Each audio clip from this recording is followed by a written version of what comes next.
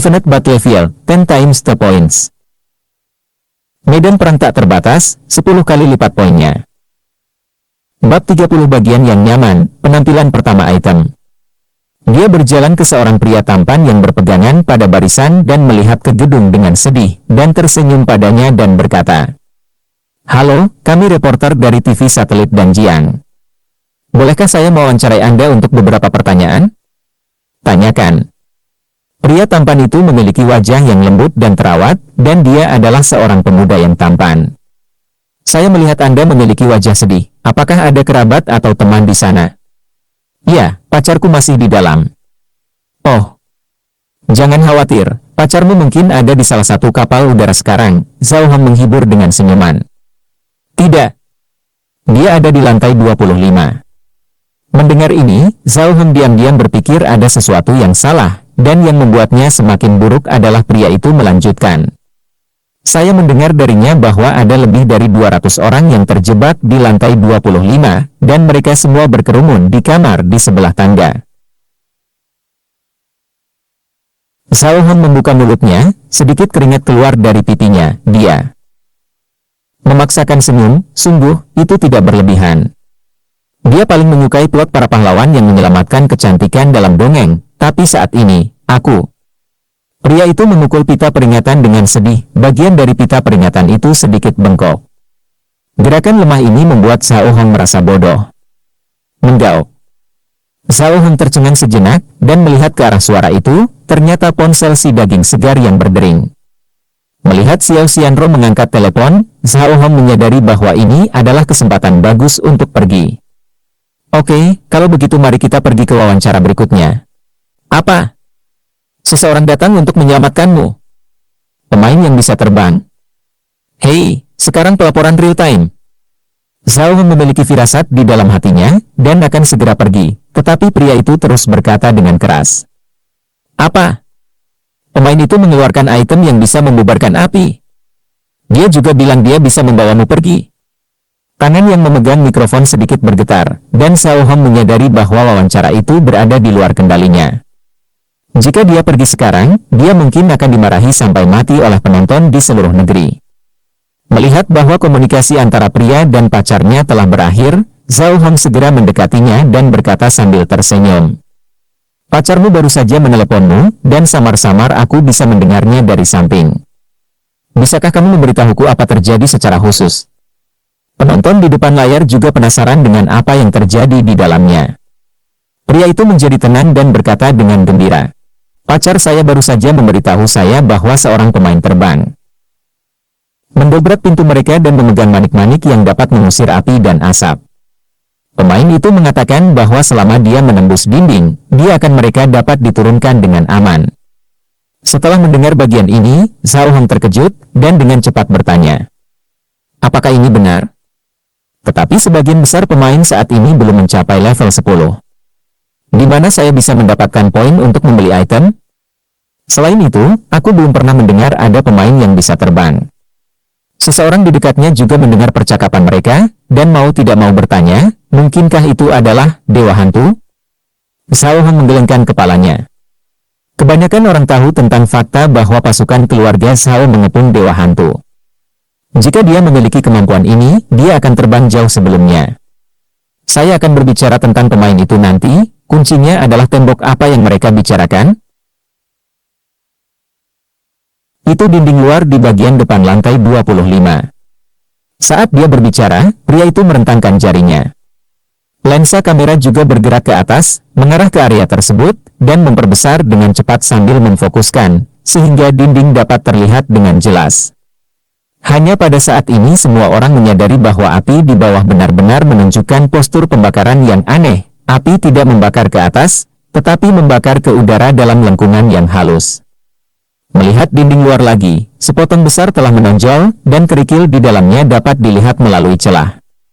Sulit untuk menemukannya dari kejauhan sebelumnya, tetapi sekarang dapat terlihat dengan sangat jelas setelah diperbesar. Salah satu batu yang menonjol di dinding luar jatuh, dan saat berikutnya, tampaknya ada kekuatan besar yang menghantamnya dari dalam, dan dinding luar benar-benar hancur. Batu-batu yang jatuh menyebabkan orang banyak berseru, banyak orang melihat ke samping.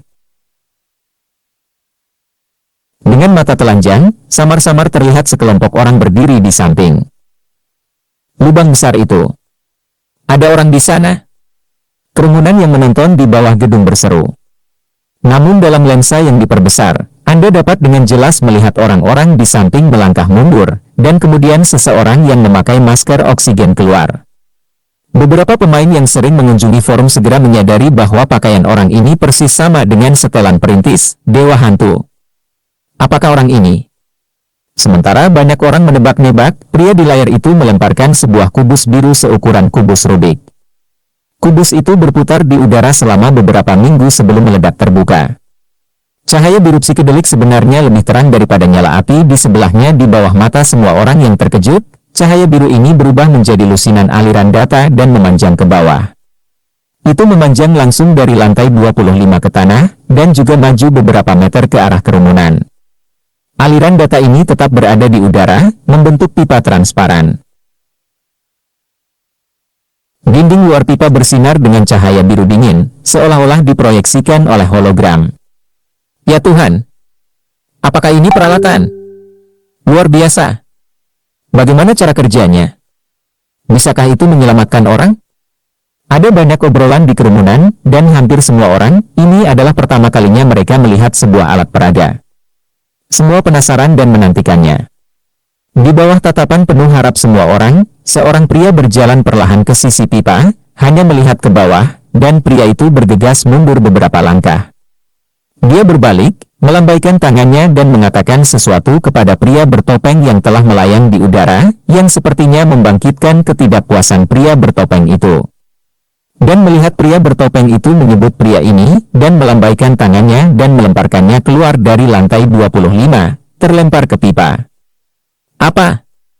Perilaku ini membuat takut semua orang di lantai bawah dan atas. Sebelum kerumunan di tanah dapat mengeluarkan penaklukan yang marah, mereka melihat pria yang terlempar ke udara jatuh dengan kecepatan yang tidak ilmiah, mendekati tanah hanya dalam 1 detik.